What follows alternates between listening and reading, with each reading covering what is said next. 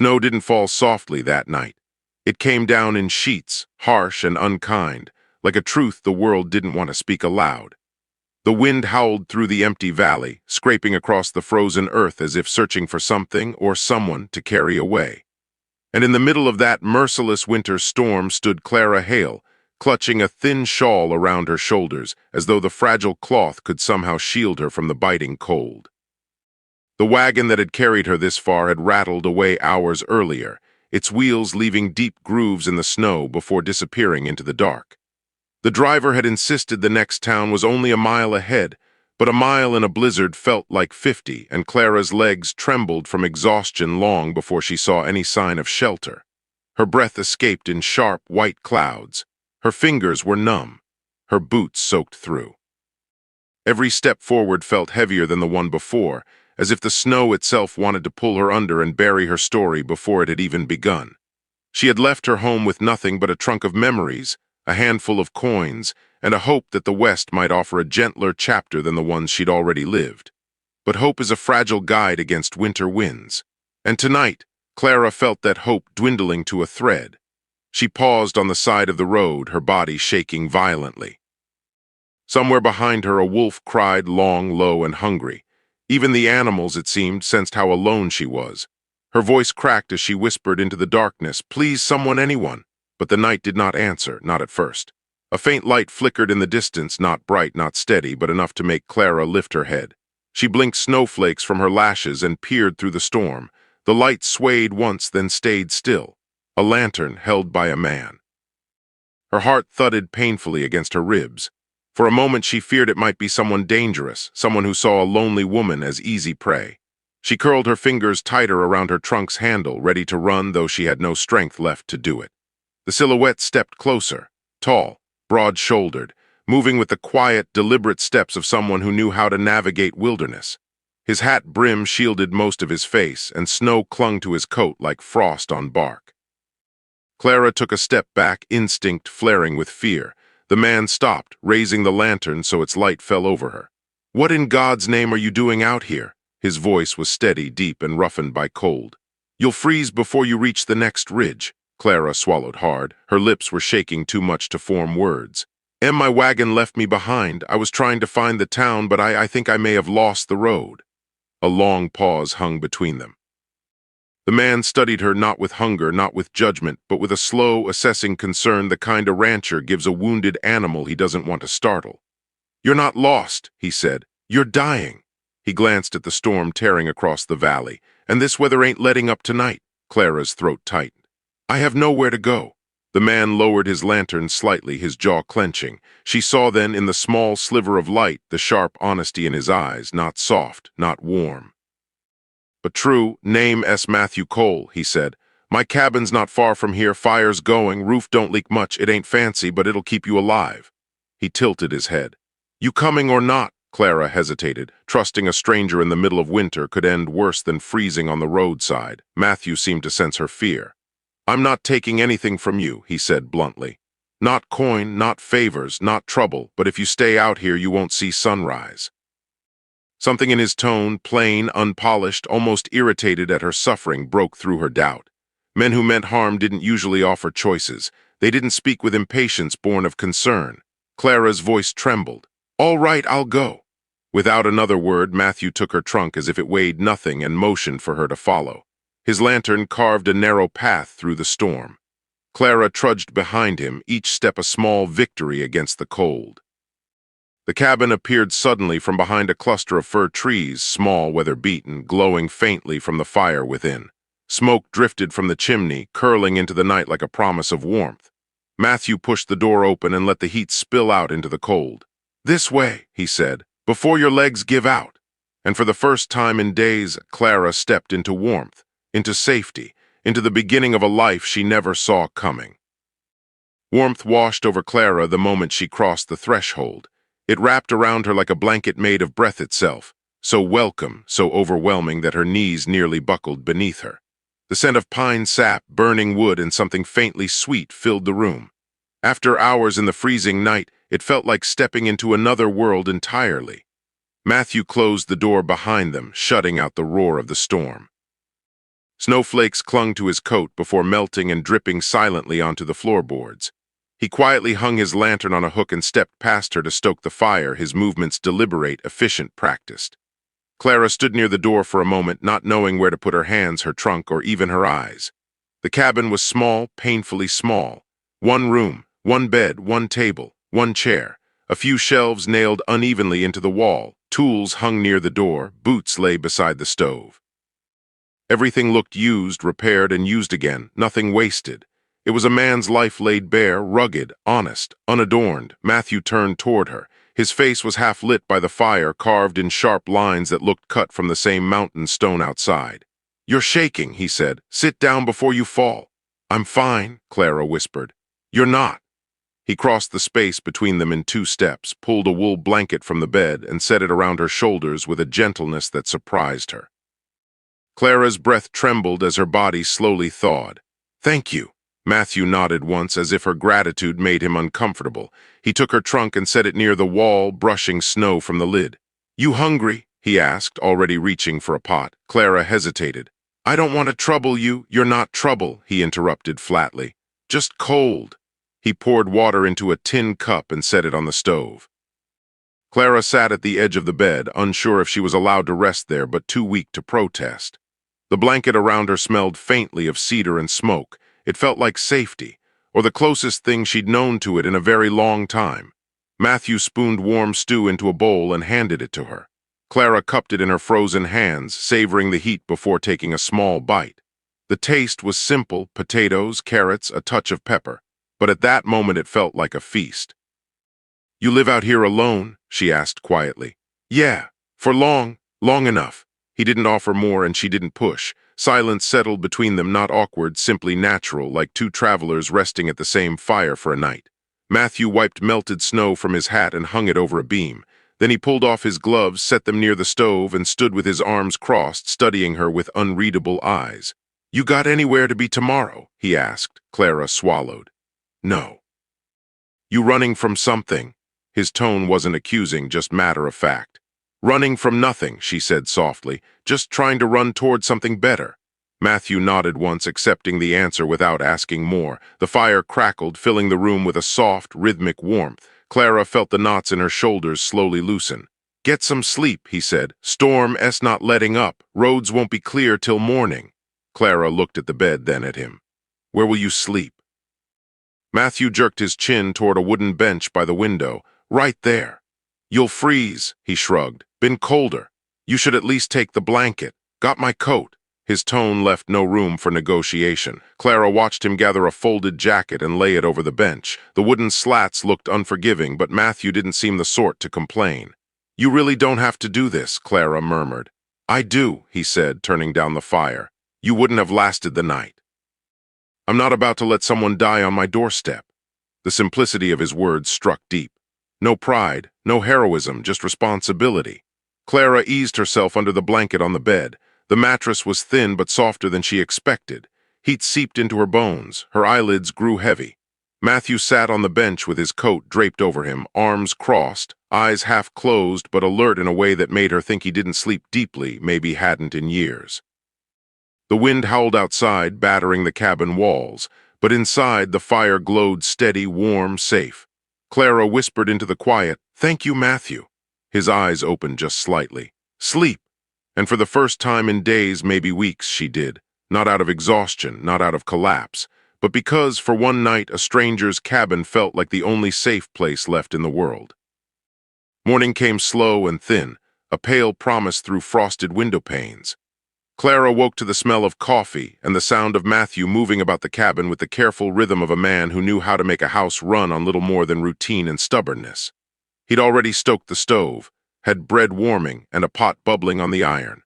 The sight of him in the doorway, silhouette framed by chipped light, felt less like intrusion and more like the steady beat of something she hadn't realized she'd been missing. They ate in silence at first, not the uncomfortable silence of strangers, but the natural, quiet 2 people keep when they have the same small chores to face. After a week of waking to the cabin's steady routine, Clara had learned Matthew's cadence. The way he tied his boots, the way he measured coal for the fire, the way his jaw tightened when he read a map or looked at the weathered ridge outside. There was a comfort in knowing the man across from her would be there each morning, doing the same honest work. That day, Matthew hitched the sled and agreed to take Clara into town. She needed thread and cloth and the smallest bit of coin she could find by sewing. The sled's runners squeaked against packed snow as they rode. The town rose up through ragged pines like a half-remembered dream. As their sled rolled into Main Street, people turned, not kindly, not curious, but with the narrow, appraising stare of men who measure someone's worth in gossip and use. Clara noticed it first in the way the storekeeper's smile stopped short when she stepped inside. It was a small-town habit to watch new faces and catalog anomalies. "Morning, Matthew," the man said, but his eyes flicked to Clara like a judge reading a document. The whispers began soft as thread. A woman at the counter lowered her voice and tilted her head. Another woman pursed her lips and folded her arms. A boy let a toy drop where it lay and stared. The town's voices braided into a low hum that felt like static, a current pulling at Clara's edges. "You mind the looks?" Matthew asked quietly as they left the store, his voice a low anchor. "It's fine," Clara lied, though her cheeks warmed with shame that had nothing to do with cold. She had come west to leave behind the small-town cruelties she'd known, not to find them doubled here in a new place. They stopped by the well where neighbors gathered to trade news like currency. Someone nudged another and cast a glance at Clara that said, without words, "There's a woman in that cabin who didn't come with a man's badge of ownership." The implication was as sharp as a nail. A woman named Mrs. Greeley, the town's unofficial moral compass and proprietor of half the gossip in those parts, approached with 2 loaves wrapped in cloth. Her smile was practiced and thin. "Oh, Clara," she said, "isn't it nice you're being taken care of?" She patted Clara's arm in a way that seemed sweet until it hinted at ownership. "People always worry about a lone woman in a mountain cabin." Clara forced a smile, swallowing the sudden sourness rising in her throat. "I appreciate it, ma'am," she said, but the gratitude felt small and brittle. Outside, men in the square spat into the snow in deliberate slurs of judgment. The same men who'd traded stories about the last harvest now had room to mock what they called softness. Once someone had tipped a wink as if to say Clara had been bought. Another time, a child cried out some remark he had overheard and was hushed because adults liked spectacle. Matthew watched it all with a quiet that made her wonder if rage was gathering under the surface like a storm cloud. He never raised his voice, never struck back with words. Instead, he spoke with a clipped, patient truth to her later that night as they stood by the stove. "We'll see what they want," he said, embers painting his face orange. "And when they don't like what they see, they stitch a story that's easier to chew." Clara pressed her palms to the worn table as if steadying herself. "I didn't come here to be someone's scandal. I came to sow and earn to live honest, yet it feels like I brought trouble by crossing the ridge." "You didn't bring the trouble," Matthew answered gently. "Trouble's been around longer than any of us. Folks just choose a new face to throw it at." The cabin shook in the hush of the stove's breath. Clara let out a small, humorless laugh, the sound a mix of choked tears and an incredulous life lesson. The simplest reality burned into her bones. Safety cost more than warmth. It cost reputation, small mercies, the right to walk into a store without weighing the seconds. That night when they returned from the market, Clara found a note tucked under her trunk. The paper was thin, the handwriting spiky as a thorn. "Keep your sword away," it read. "This town don't need trouble." Anger flared in Matthew, then like a struck match. He read the note, crumpled it, then folded it again with a steadiness that frightened her more than any shout would. He did not throw it away. He kept it on the table, a small, deliberate record. The next few days felt like walking through glass. Clara moved, stitched, and cooked with the practiced motions of one who refused to let fear decide her life. Yet the whispers grew like a persistent vine, wrapping low, making steps dangerous. One evening, as twilight draped the cabin in indigo, Matthew caught her hand. His fingers were calloused, warm, and steady. "Don't let them make you small," he said. "You're better than the mouths that wag. You came here for a fresh start, and you'll have it." In the dim light, Clara felt the seed of shame and the seed of something other, a small, stubborn sprout of self that refused again to be plucked. She met Matthew's eyes, and for the first time that week, felt less like an accused thing and more like a person who, by dint of will and stubborn breath, could still choose how to live. Outside, the town murmured and rustled and invented stories. Inside, by the stove, two people made space to keep living. The work of quiet courage is not always grand. Often it is simply the decision to wake up the next morning and do what must be done. And so, with the wind still chanting outside, Clara and Matthew held to their small, steady axe. A pot left to simmer, a stitch pulled tight, a hand offered and taken in the dark. Winter had a way of thinning people down to what they really were, their needs, their frayed edges, their true reasons for staying. For months, Clara and Matthew had carved a quiet life from cold and wood smoke, small successes tucked behind patched seams, and the steady work of two people who'd learned how to keep a roof from leaking. They built a rhythm like a song you didn't notice until you hummed it without thinking. It was honest. It was slow. It was enough. Then one clear morning when the light sat flat and bright on the snow, a carriage dusted in a fine coat of frost rolled into town. It belonged to James Ashby, polished hat, polished boots, a man who carried the smell of city dust rather than pine. He descended from his carriage the way a man steps down from a platform, expecting applause. People clustered like they always did when novelty arrived. They watched him with the hungry gaze of a town that traded in small wonders. James crossed the street with the kind of smile that had been practiced in mirrors, calculated, uncluttered, sharp. He tipped his hat at random folks, spoke soft and sweet to the shopkeepers, and then, when the moment felt right, turned toward Clara. He made sure everyone saw him do it. "Miss Hale," he said, placing the words like a ribbon. "I've heard that you have a fine hand at sewing. We have need of a woman with such skill on my ranch. Comfortable life, good wages, a warm house. I'd be honored if you'd consider a visit." At first, Clara thought it was kindness, an offer to help a woman who'd come to town with nothing. He spoke of houses that had shutters and kitchens with real tables, of food that didn't need to be rationed, of rooms that didn't smell of smoke. The words wrapped around the town like a promise. But Matthew watched him with the slow, careful watch of a man who knows how intentions hide behind smiles. He noticed the way James's eyes lingered not on Clara's hands, but on the way she looked when she laughed, like he was trying to own a moment he hadn't earned. "You don't have to go," Matthew told Clara later that night, voice low, not to scold but to remind. "I don't want to be ungrateful," she answered. "Opportunities don't grow on trees, Matthew." James didn't disappear. He sent a carefully penned letter the next day, ink neat and persuasive. He wrote of proper houses, of connections, of a place in a home where a woman might be safe from the roughness of frontier life. People nodded when they read it, not with conviction but with appetite, as though they were watching a play where Clara's choice would make the best scene.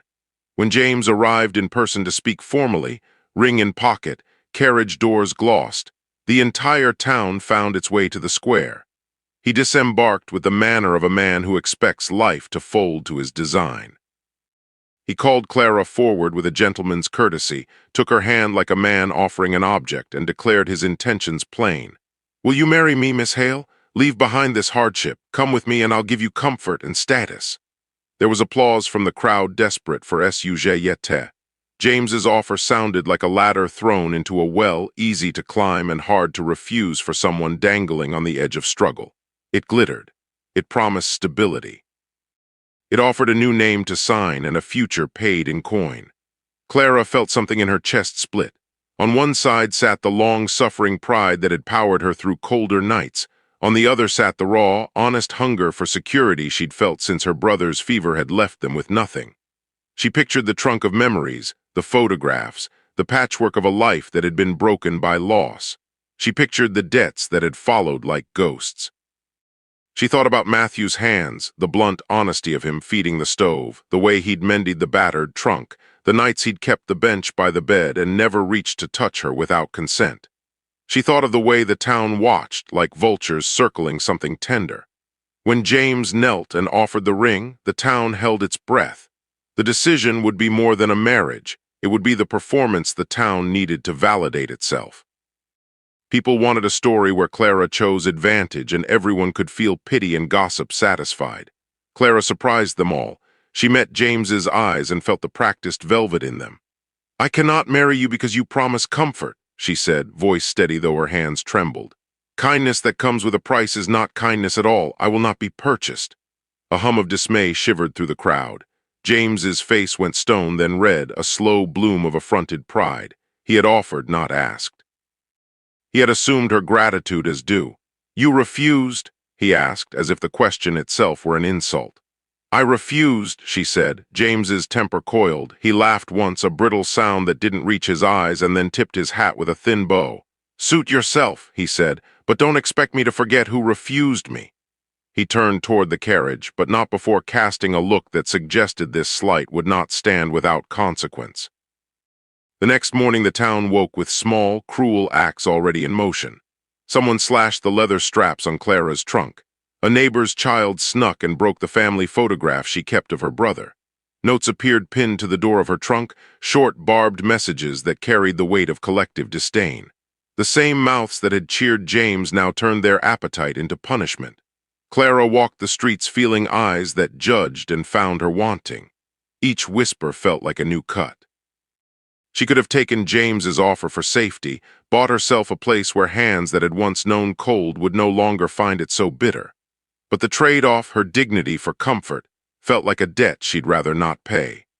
Matthew watched her through it all, patient and quiet, a man who absorbed the blows and seemed to turn them inward rather than unleash them outward.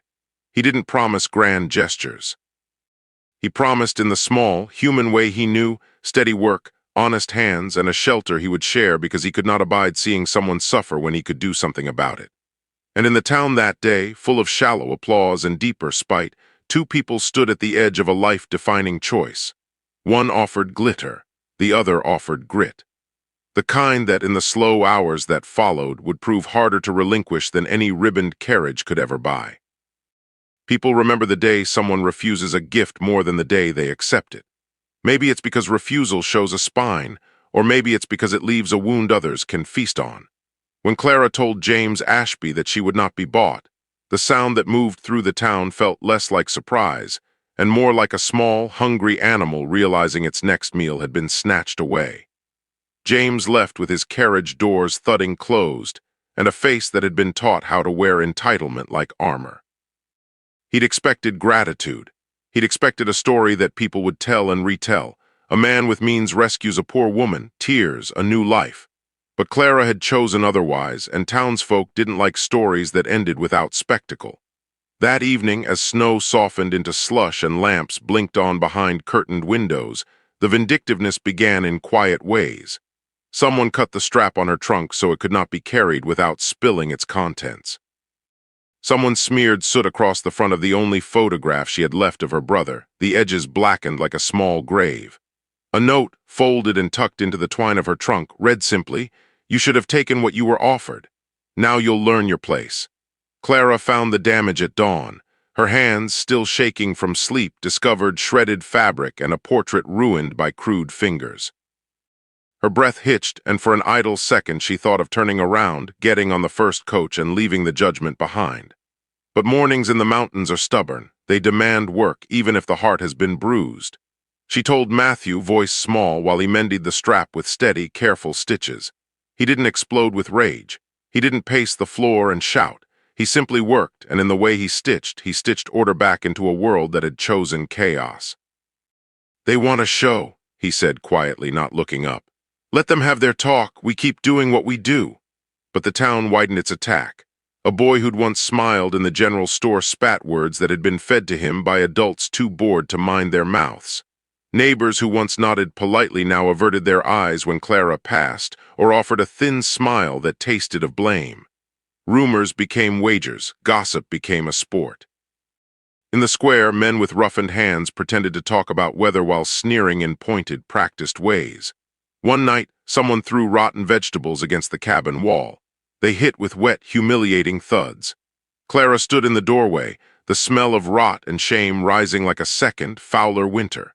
She felt small in a way that no wind had ever managed, a different kind of cold that settled into the places words can't reach. She wanted to leave, to run from a town that had chosen cruelty as its pastime.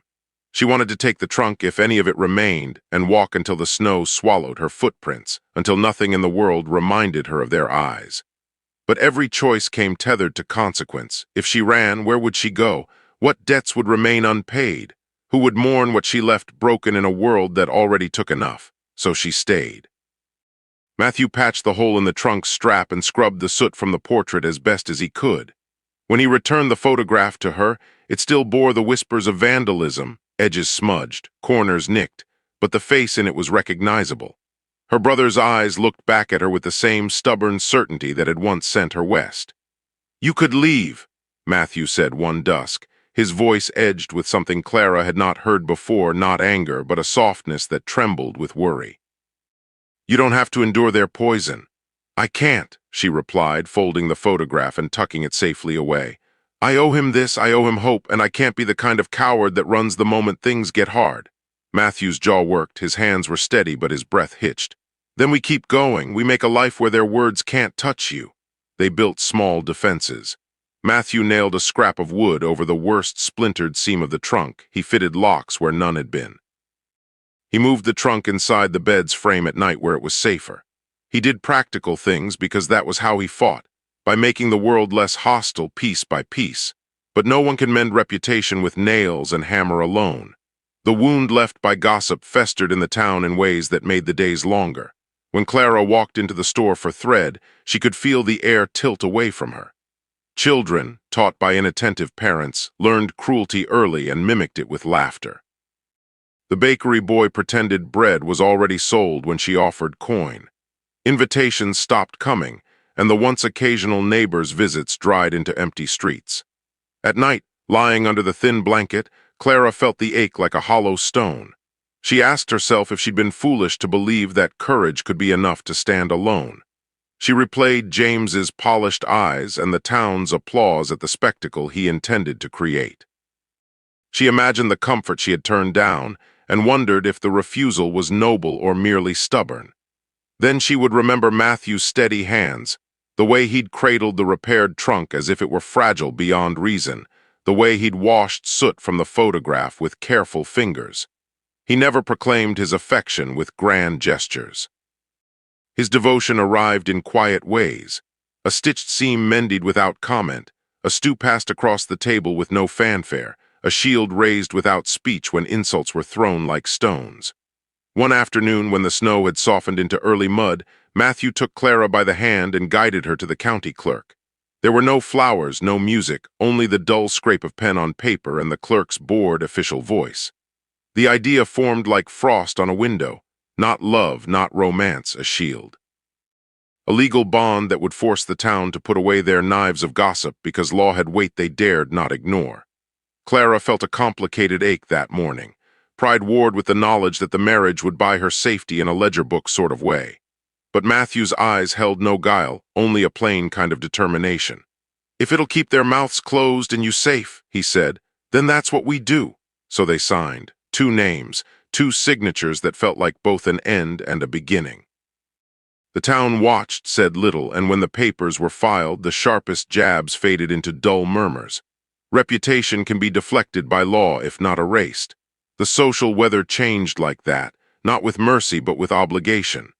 That night, as they walked back to the cabin, Clara felt the weight of what had been done settle around her like a cloak. It was heavy, complicated, and perhaps imperfect, but it was also a shield she would accept. When the door shut and the stove's glow warmed them once more, Matthew set down his hat and for the first time in days looked at her without the vigilance of a man guarding a wound. He simply looked at her like someone who had chosen to stand in the rain for another's sake. "I did this because I couldn't stand seeing you broken," he said quietly. Clara's throat tightened. "I know," she whispered. And so, with papers signed and a fragile safety bought, they stepped into a new reality, one still marred by whispers, but now tempered by the small, stubborn fact that 2 people had decided to protect one another in a world that was quick to tear things apart. They signed the papers in a room smelling faintly of ink and old wood, the county clerk's desk a plain altar for a union that began as a strategy more than a vow. There were no flowers, no music, no family in attendance. Only the rustle of the clerk's coat and the scratch of pen on paper as 2 names became a single fact recorded on thin, official sheets. Outside, the town watched. Inside, Clara felt an odd mix of relief and something like grief, a name checked off on a list that had nothing to do with the tenderness she'd imagined love required. Matthew folded his hat into his hands like it was a talisman. He looked at Clara in a way that made her think of all the nights he had kept a watch over the bench, all the times he'd mended what others had broken. There was no ceremony, only a small, fierce intention to make her safe. "We'll keep the truth simple," he said once they stepped back into the wind. His breath steamed in front of his mouth. "You say you're married, folks will mind their tongues. That paper has a way of changing how people breathe." Clara wrapped her shawl tighter. She felt exposed under the weight of his words, as if a fragile blouse of dignity had been pinned to a massive, indifferent world. Yet there was also something in the way Matthew spoke that removed the sting a little: honesty. A man who didn't promise the moon but who would bend his back to lift a load. The first nights of married life were awkward in a way neither of them expected. They kept to separate parts of the cabin, a polite choreography that protected boundaries. He the bench, she the bed. They ate by the same table, but their hands rarely found each other across it. They avoided the words that might imply passion, choosing instead the practical. "Pass the salt. Check the fire. Don't forget the trap by the north line." It was a marriage without flourish, but it had in it one thing both had been hungry for: steadiness. When the world outside chose cruelty, the small household kept to honesty. In the middle of one wind-swept February, Matthew came in with a bandage wrapped around his palm and a look that softened when he saw Clara's face. He sat, took a breath, and without pretense said, "You pinned the stitches right. Don't let anyone tell you folks don't notice good work." She surprised herself by laughing, the sound coming out like a bell in the small room. "You never praise no one but the work," she teased, then grew quiet. "You never praise me." He looked at her then, really looked, with an openness that had nothing performative about it. "I don't praise easy things," he said. "They don't mean as much. What you do is steady. That's rarer than people think." Words like that were small at first, the kind a woman could tuck away and take out when nights grew colder and doubts began to circle. But they mattered. The way Matthew noticed the precise way she folded a seam, or the way she hummed while sweeping, those small things knitted a truth that had no paper to record it. It was a truth felt in the slow gathering of ordinary acts. They found a rhythm beyond survival. Mornings spent tending to chores, afternoons trading stories with the neighbors who still dared come, evenings where the lamp burned low and tales of distant places were told in measured tones. They planted a small garden by the spring and argued, good-naturedly, over whether beans needed more sun or less water. When the first potato harvest came in, they celebrated with a meager stew that tasted like triumph anyway. Neighbors who had once whispered began, slowly, to nod and perform the business of neighborliness. Not all grudges fell away, but the sharpest comments dulled like frost under spring sun. Children who had once been taught mockery by careless adults started to wave at Clara when they passed by. It wasn't a sweeping redemption. It was the day-to-day repair of a life that had been frayed. One night after a long day's work, Clara and Matthew sat by the stove and tuned to the quiet. He took from his pocket a small strip of silver he'd found by the river, a scrap nothing, polished only by his palms, and handed it to her. "Made this into a ring for you," he said, the way a man might offer a plank to shore up a foundation. "Doesn't look like much, but it's honest." She stared at its rough edge and then at his face. In the lamplight, his features softened into shapes that were easier to read than any letter James had ever written. She slipped the makeshift ring onto her finger and felt, for the first time, the weight of a choice she had not imagined would ever be hers to make. Affection didn't arrive like a train into the station. It came in the ache of a day's work soothed by a shared stew, in the way Matthew would sweep the floor so she could sit and mend when her hands were tired, in the way he guarded silence for her when rumors rose again. It arrived in small gestures and the refusal to let gossip shape their home. There were still sharp moments. A foreman from the railroad, a man with a temper that smelled of whiskey and the arrogance of newly acquired power, once struck at Matthew in the square for defending Clara. Matthew swallowed the urge to retaliate, but the bruise he carried after that fight was a map of the dangers they still faced. Clara held his head in her lap, washing the dirt from it, feeling a fierce protectiveness she hadn't expected, a corresponding surge of gratitude that was also something else, the faint stirrings of love. They kept the household, planted more seed, bought a cow with the small savings they'd amassed. Life was never easy, but it began to have the contour of something that would last beyond a season. Sometimes at night, Clara would wake and watch Matthew sleep on the bench, the lamplight painting the grain of his face. A quiet swell rose in her chest in those hours, not the fevered ache of first love, but the slow, deep warmth of a hearth that's been tended for years. She would reach over and smooth the collar of his coat the way someone might soothe a sleeping child. She had married a stranger to survive. It had been a practical, almost brutal choice.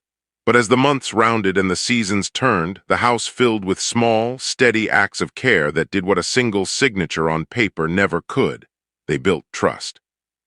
And it is in the slow accumulation of such things that many hearts learn the quiet, patient language of love. Spring didn't arrive all at once in the valley. It came quietly, slipping into the edges of winter like a shy guest at the door. Snow thinned, then softened, then retreated into the cold shadows beneath the pines. And with the changing season, the cabin's walls began to hold a different warmth, one not made by fire alone. Clara noticed it in small ways first. The way Matthew would come home from the wood line, shirt damp with sweat, and glance at her as though checking she was still there. Not out of duty, but something gentler, something steadying.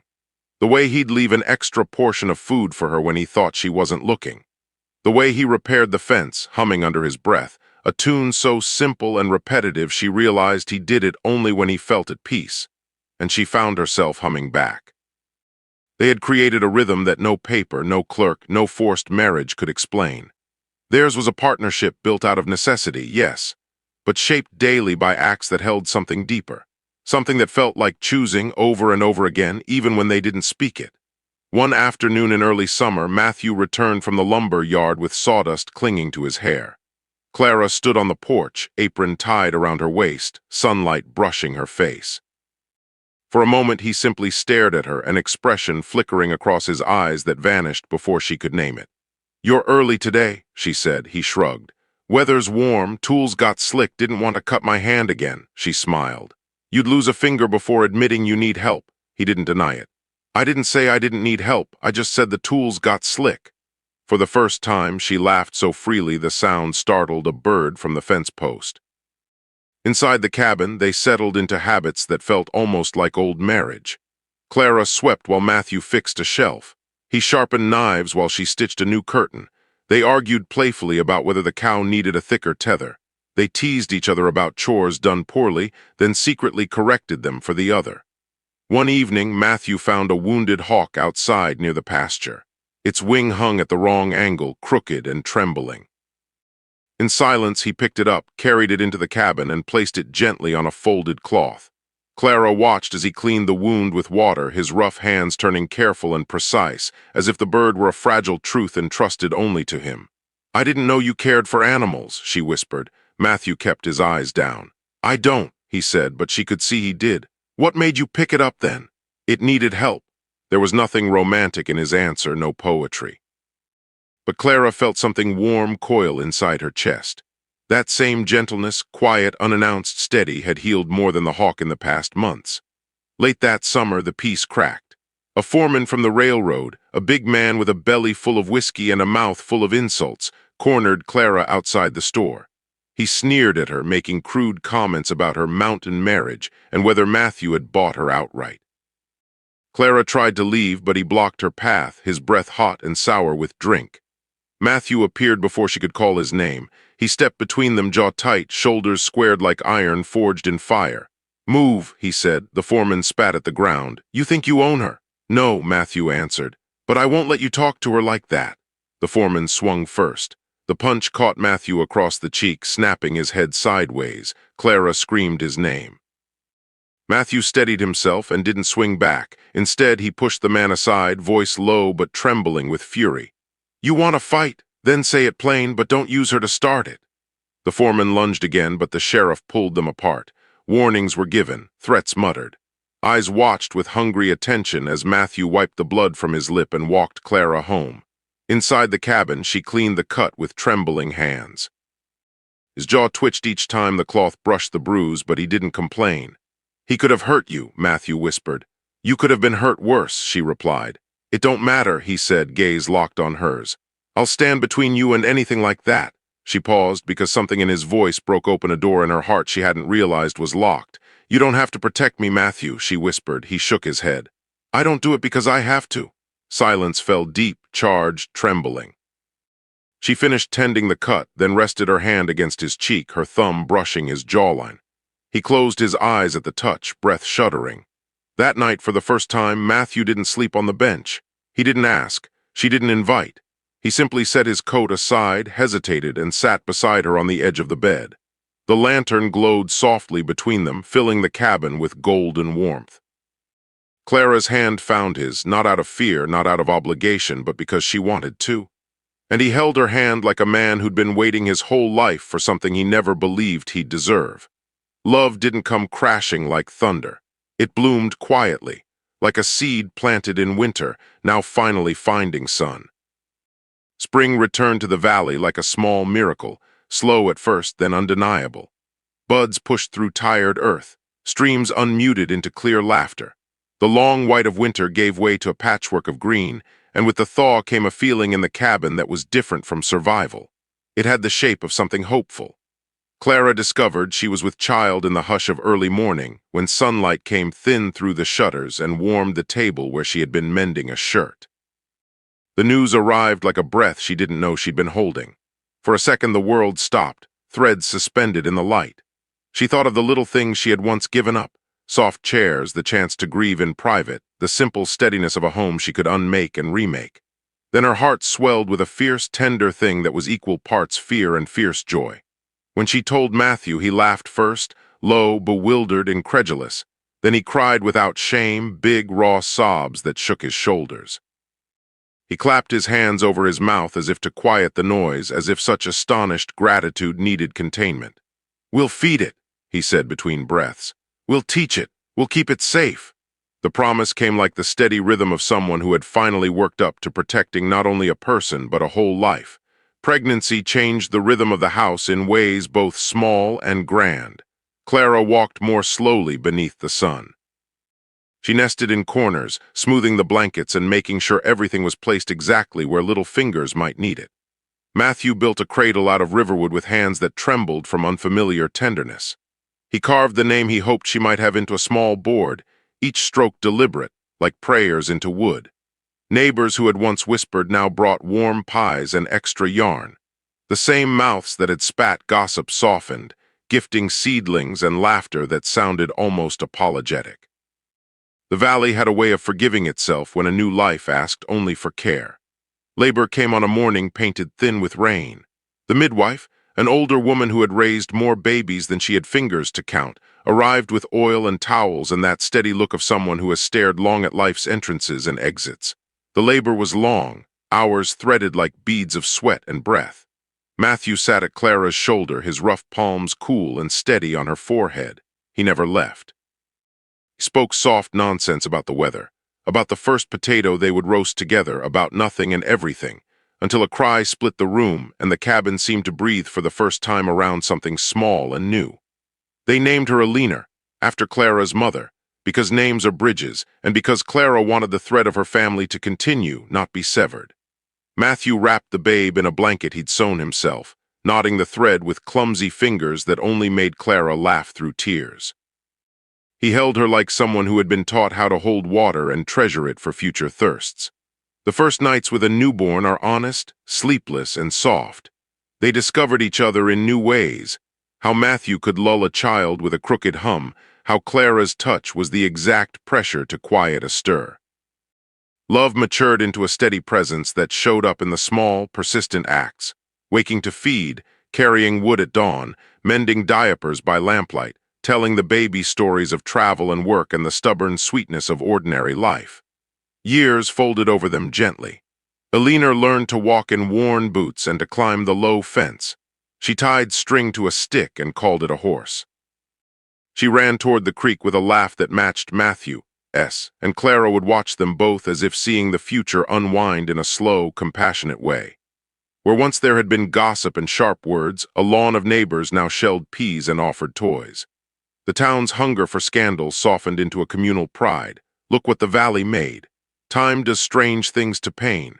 It does not erase it. Some edges remain, thin and felt like a scar, but it dulls the edges enough to shape something generous. Clara would sometimes sit by the window, hands folded, and think of the night she had stood stranded on the road. She remembered the lantern, the hat brim, the blunt voice that had offered a path forward. It was not a romantic moment as the ballads tell. It was a practical, stubborn mercy. And yet from that mercy had grown a life that neither of them had expected. Matthew became a quieter man in the way of people who have been softened by responsibility. He no longer brushed off compliments. He accepted gratitude as if it were a meal, slow, grateful, steady. When old James Ashby passed through town again years later, smaller and shorn of swagger, he lingered a moment and watched the family under the maple tree. He tipped his hat once, smaller than the man who'd once offered coin and comfort. No words were necessary. The life pictured in the cabin said more. One afternoon, Clara sat on the porch with Alina asleep in her lap, sunlight on the child's hair like a halo. Matthew came up behind her and took the cup of tea she had set out. He kissed the top of her head without fanfare, the kind of kiss that has lived through storms and chores and gnawing hunger. He sat beside her and together they watched the valley breathe. "You married me to keep them quiet," Clara said, not as accusation but as the simple fact of how they had started. "And you stayed," Matthew replied, "because you chose this life after you saw it, because you wanted it, not because you had to." Clara smiled. "I married a stranger to survive, and learned what love truly was," he finished softly. They had built something that survived because it was built of hands and daily mercy, of waking early, of laughter at the small things, of mending seams not only in cloth but in the life that held them. The valley hummed its gentle song, neighbors at work, a child's call, a dog barking at dusk. Their home was not perfect. It was, however, entire. If you rode with me through every season of Clara and Matthew's life, through cold and scorn, through anger and small joys, then you know the measure of what they found. Not fireworks or grand gestures, but steady courage that opens into a lifetime of tenderness. If this story warmed you, hit like and subscribe. Share it wide, and I'll bring you more tales from the frontier, stories where survival becomes something sweeter, and where strangers sometimes teach us the truest meaning of home.